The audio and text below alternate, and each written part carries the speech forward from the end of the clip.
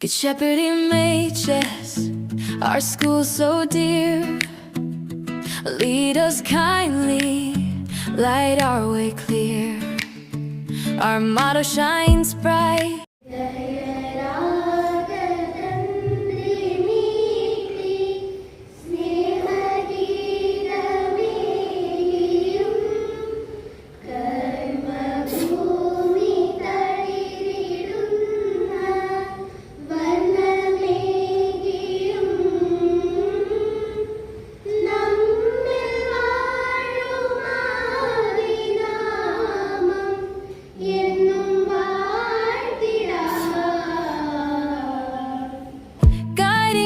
Each day, all around development in every way. Today's thought for the day is: today a reader, tomorrow a leader.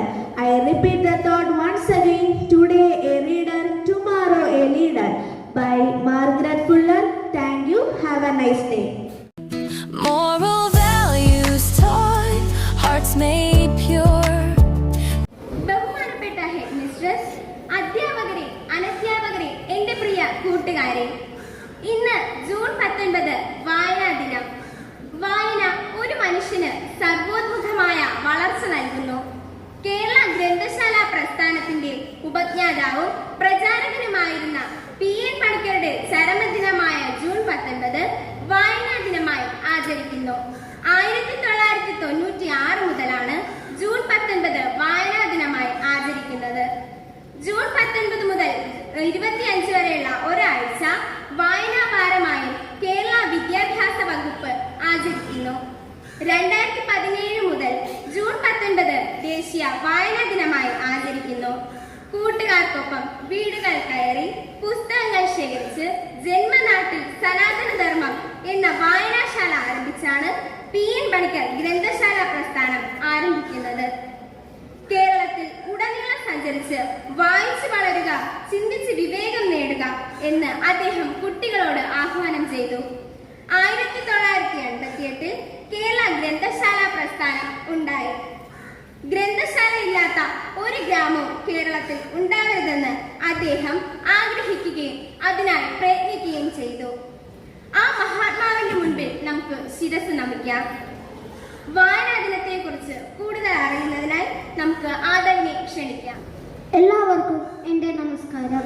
ഇന്ന് ഞാൻ ഇവിടെ പറയാൻ പോകുന്നത് വായനാശീലം കുട്ടികളിൽ എന്ന വിഷയത്തെ ആസ്പദമാക്കിയാണ്. ഒരു പുസ്തകം തുറക്കുമ്പോൾ ഒരു പുതിയ ലോകത്തിൻ്റെ വാതിൽ തുറക്കപ്പെടുന്നു എന്നൊരു പഴമൊഴിയുണ്ട്. ശരിക്കും പുസ്തകങ്ങൾ മനുഷ്യൻ്റെ ഏറ്റവും നല്ല സുഹൃത്തുക്കളാണ്. അവ നമ്മെ അറിവിൻ്റെയും അനുഭവങ്ങളുടെയും വിശാലമായ ലോകത്തേക്ക് കൈപിടിച്ചു നടത്തുന്നു. അതുകൊണ്ട് തന്നെ കുട്ടികളിൽ വായനാശീലം വളർത്തേണ്ടത് അത്യന്താപേക്ഷിതമാണ്.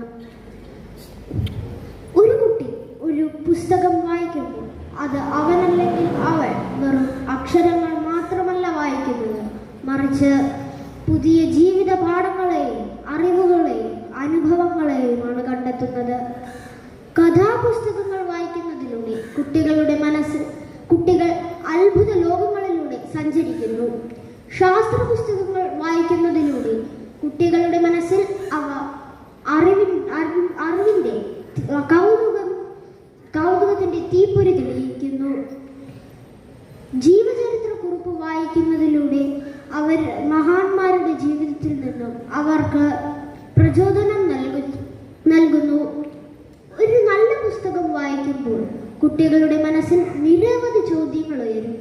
ആ ചോദ്യങ്ങൾ പുതിയ കണ്ടുപിടുത്തങ്ങളിലേക്കും അറിവുകളിലേക്കും വഴി തെളിയിക്കുന്നു.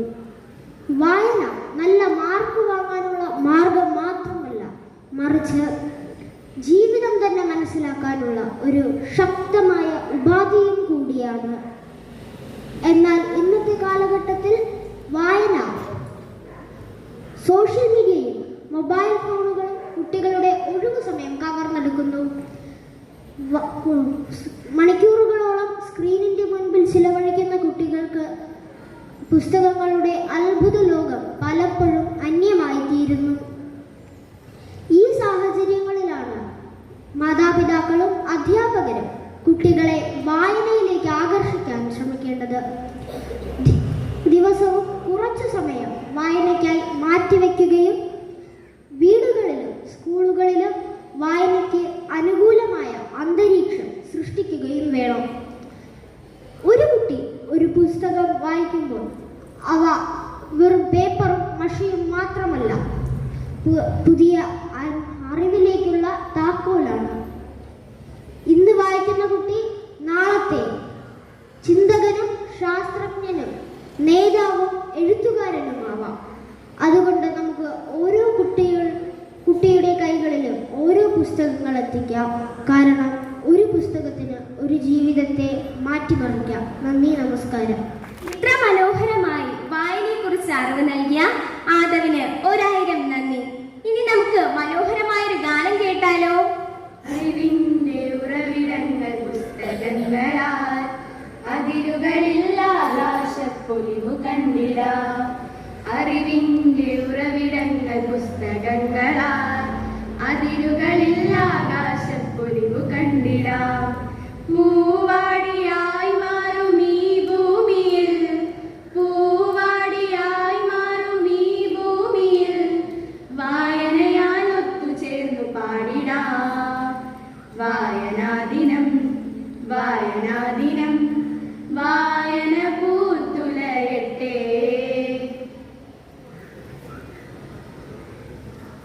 ഇരുളുവീണ വഴികളിൽ തെളിച്ചമേകിടാം, വായനയാട്ടിരി കൊളുത്തി വെളിച്ചമായിടാം. ഇരുളുവീണ വഴികളിൽ തെളിച്ചമേകിടാം, വായനയാട്ടിരി കൊളുത്തി വെളിച്ചമായിടാം. അറിവുകളെ ചിറകുകളായി മാറ്റിടാം, അറിവുകളെ ചിറകുകളായി മാറ്റിടാം.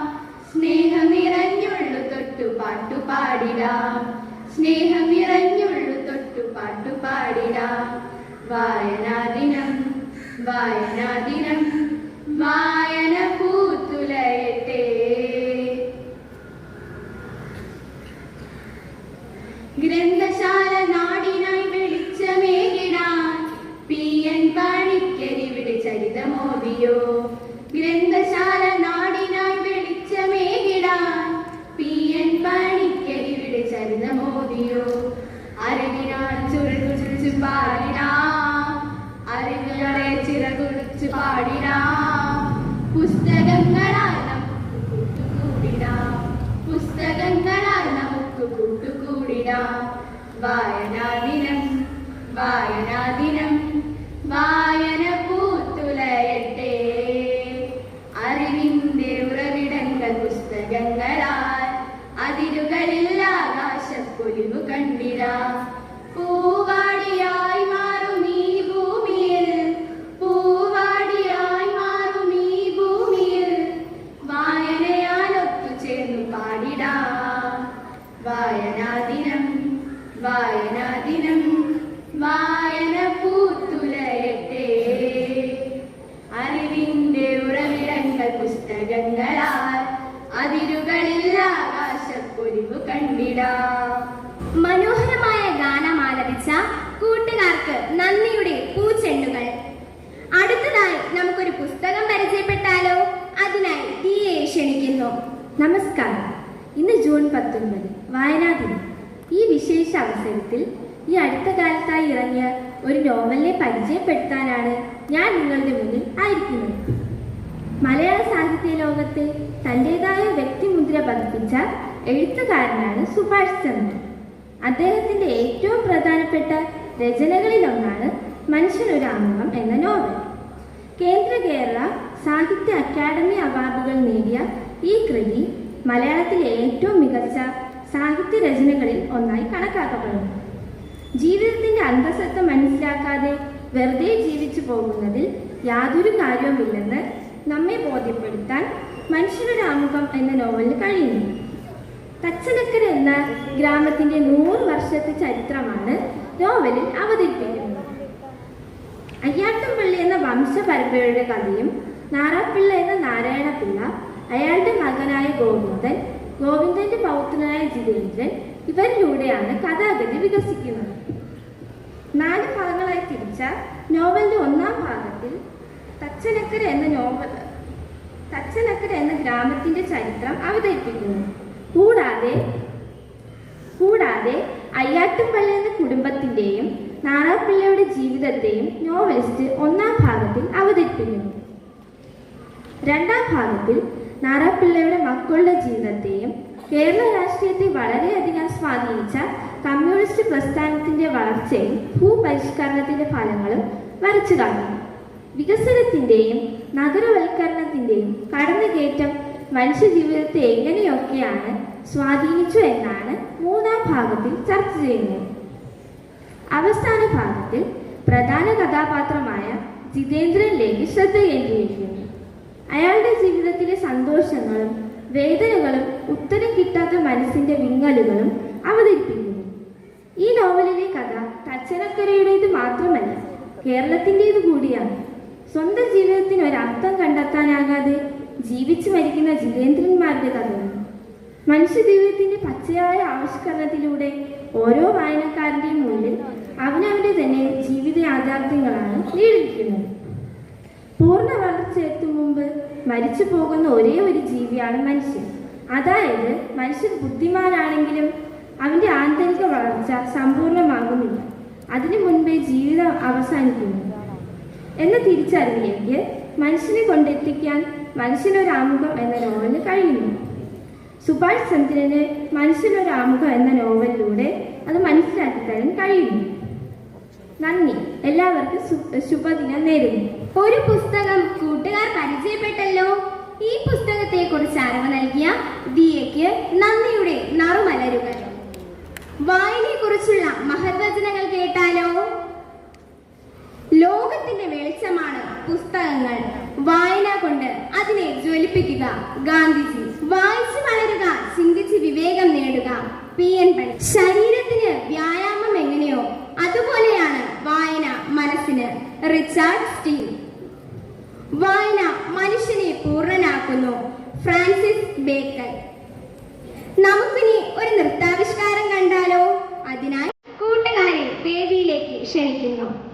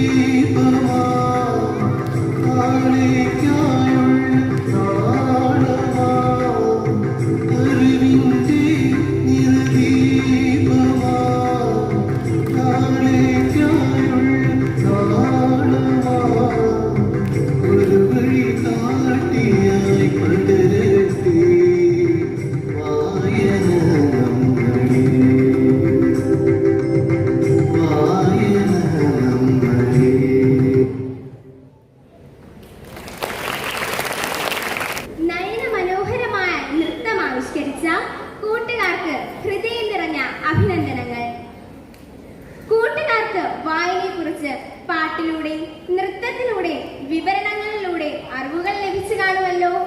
വായിച്ചാലും വളരും, വായിച്ചില്ലെങ്കിലും വളരും, വായിച്ചാൽ വളരും, വായിച്ചില്ലെങ്കിൽ വളരും എന്ന കുഞ്ഞുണ്ണി മാഷിന്റെ വരികൾ ഓർമ്മിപ്പിച്ചുകൊണ്ട് ഉപസംഹരിക്കുന്നു. ഇനി നമുക്ക് വായനാ ദിന പ്രതിജ്ഞ എടുക്കാം. അതിനായി തന്മയെ ക്ഷണിക്കുന്നു.